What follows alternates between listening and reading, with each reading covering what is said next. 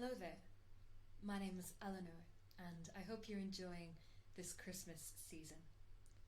I don't think we can deny in this modern day and age that Christmas has become a really stressful time for many people. There's so much to do every year. You end up with a to-do list as long as your arm, what with preparing Christmas dinner, cleaning the house for the visitors, picking out the perfect gifts for all of your loved ones. The work goes on and on. But I think once we can balance the Christmas duties a bit better between everyone in the household, that all we really need is a safe, peaceful, cosy, lovely time with our friends and family. It doesn't have to be the perfect Christmas every year. In fact, that reminds me of a story that I'm going to tell you now. A story of a man who tried to help out with one of the Christmas duties. In the town of Carlanstown in County Meath, there was an old man who lived there called Thomas Reilly, or, as he was known by people in the village, Cranky, because of his obnoxious bad temper. He never had a good word to say to anyone.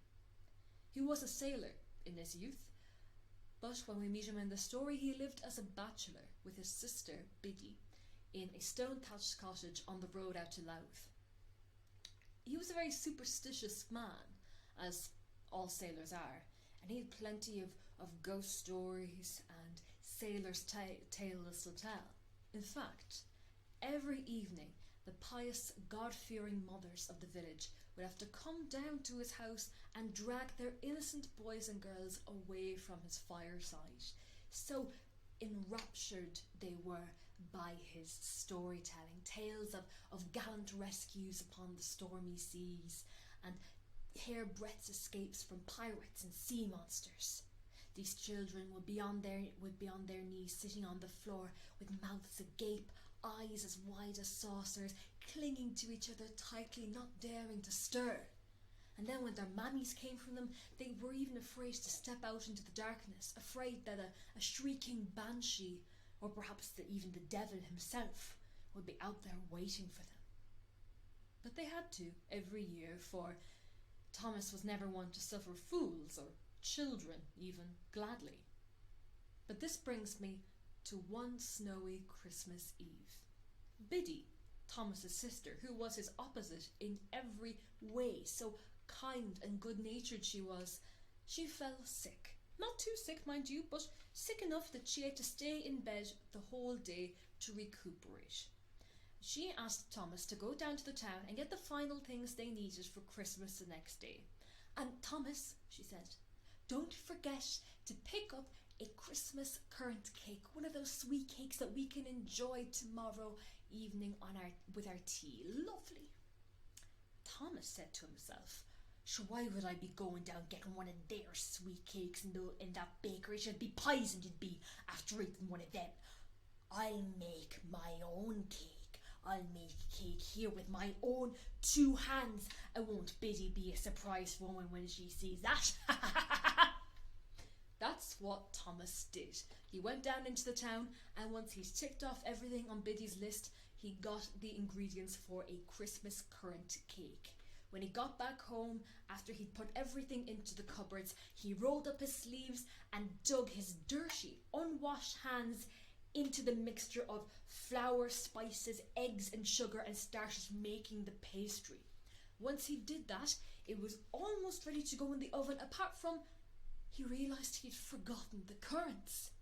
For a currant cake, they were in a box on the kitchen floor, staring at him. He gave them a mighty kick, so angry he was.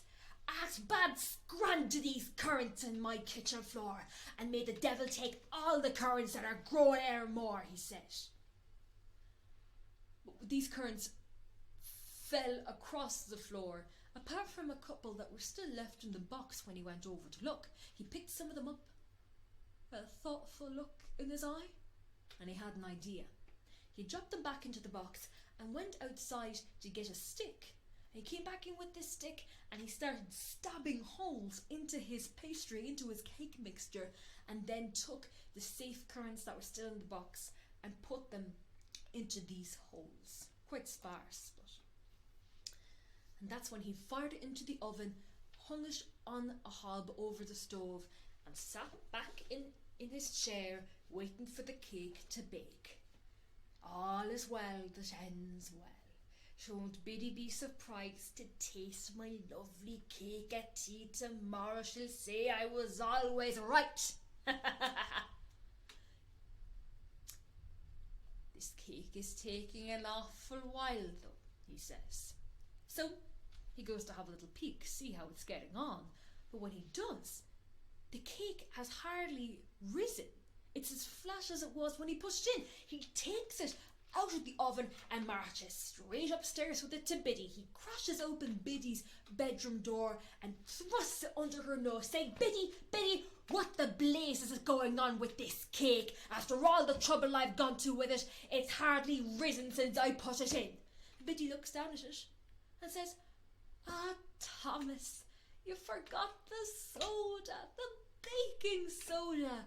Sure, we can't eat it now, 'tis only fit for the hens, but we'll go to town tonight and pick up another cake in kettles. 'Tis all right, Thomas.